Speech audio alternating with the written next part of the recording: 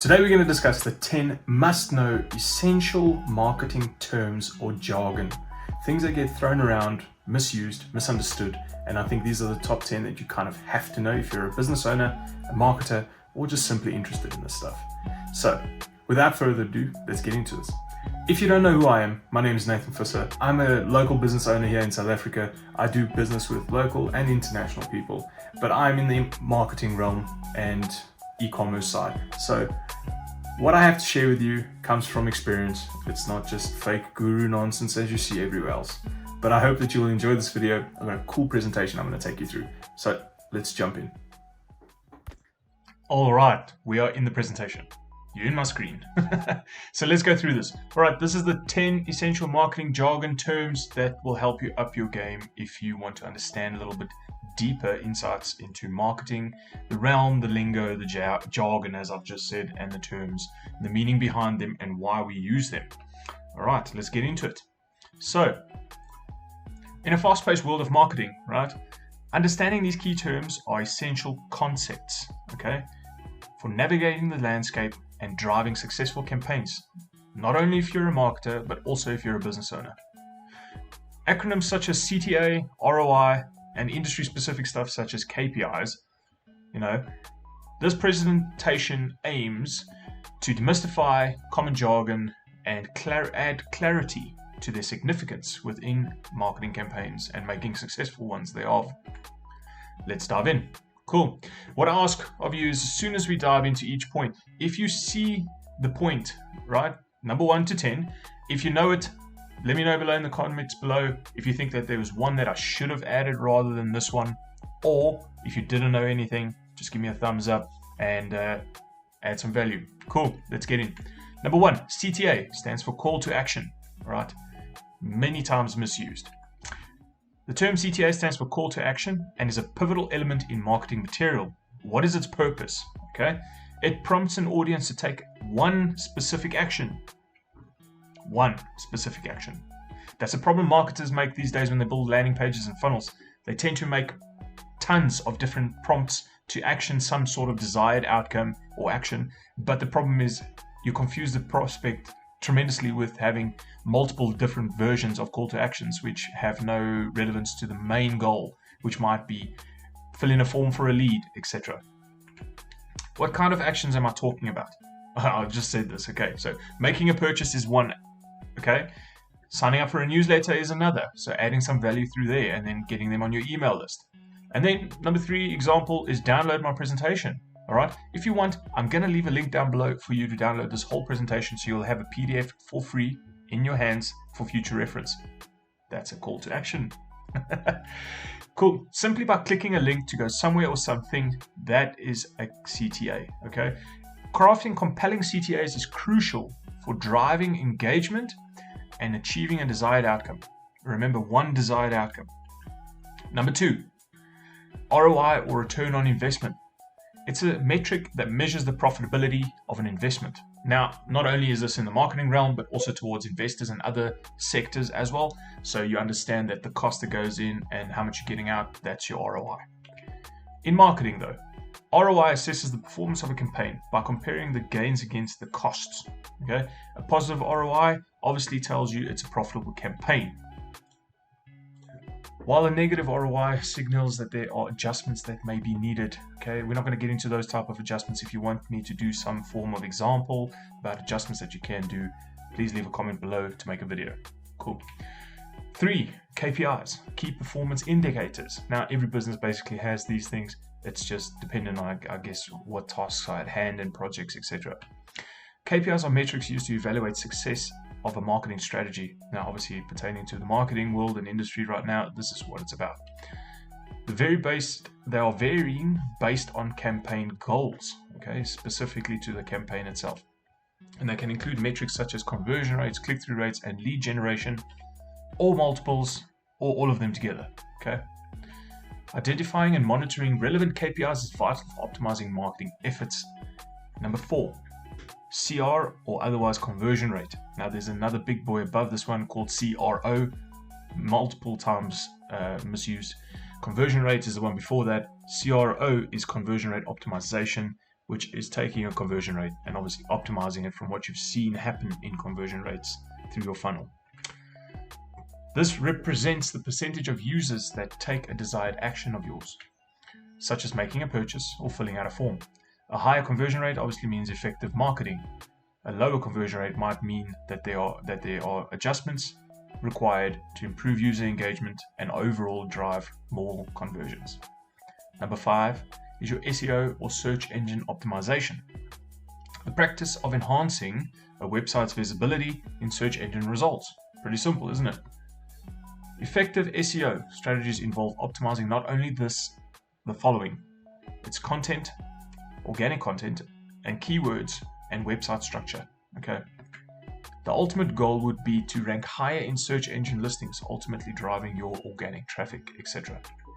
Number 6 is PPC, or otherwise called pay-per-click advertising. It is an online advertising model where advertisers pay a fee for each time their ad is clicked on the platform. Platforms such as Google and Facebook utilize this method. Facebook, on the other hand, uses more of a bidding or auction style, whereas Google does they have actually added an auction style towards their stuff, but it's still very much a PPC model. Providing businesses with a targeted approach to reaching their audience and controlling ad spend, which is very important.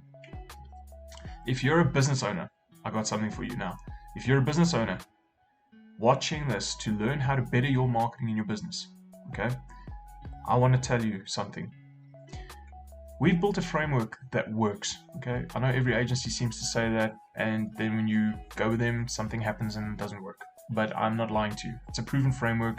We've got built a plug and play thing, as easy as plug and play, like I just said. It's proven to give a return, okay? It does work. No matter your niche and no matter your industry, I want to offer you today the Ascend 333 system, okay? Obviously, because of the business being 333, we have made this system and named it Ascend 333, and it is the only plug and play system or framework that your business needs to make money online or sell your products and services online through paid versions of advertising, okay? Not organic, paid versions. So we get an ROI attached to it. If you want more information about this and you feel like what you're getting here is value and you'd like to see a little bit deeper, click the link below for a one-on-one session with me or either one of my team members, and we'll actually walk you through the whole strategy and framework for free. No cost to you. It's for free. Spend about half an hour or 15 minutes together, and then we'll talk about how it can work for your business. And like I said, completely free. So if you feel like this can work for you, click the link below. Number 7, we're back in the presentation. Persona or buyer persona. It's a detailed representation of an ideal customer for your business, okay, your target audience. Creating a buyer persona involves understanding demographics, where they are mostly, and it's not just their location, where do they mostly visit, etc. is another one. Number 2, behaviors. What do they mostly do and how, okay? Number 3, their preferences, which is their interests and all that stuff, like what are they interested in, what do they like, what do they prefer, and how do they do this. And it's used to tailor your marketing strategies effectively, okay? Personas help marketers and business owners alike align their messaging so that the needs and interests of their target audiences are met.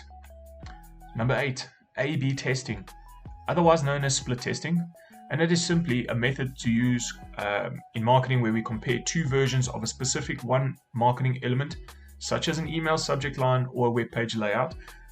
And by analyzing which version performs better, marketers can refine strategies and optimize to improve more results. Number 9, content marketing. This is one that's completely misunderstood by most business owners. You guys think you understand what content is, but it's not what you think it is. It involves creating and distributing valuable content, okay, that attracts and engages your target audience.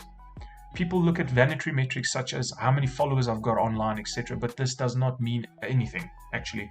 If you look at it, Facebook and them have now got algorithms that don't allow more than 1 to 2% of your people on your pages. If you've got a business page and you've got 10,000 followers, not even 1 to 2% of those total followers will actually see your stuff. Like, they're forcing you to do paid advertising. So remember Ascend 333 that I mentioned earlier. If you're still interested in this, click the link below. Never mind that. Content, very misunderstood. Its approach builds brand authority, fosters customer loyalty, and drives organic traffic. That's the main purposes of it all.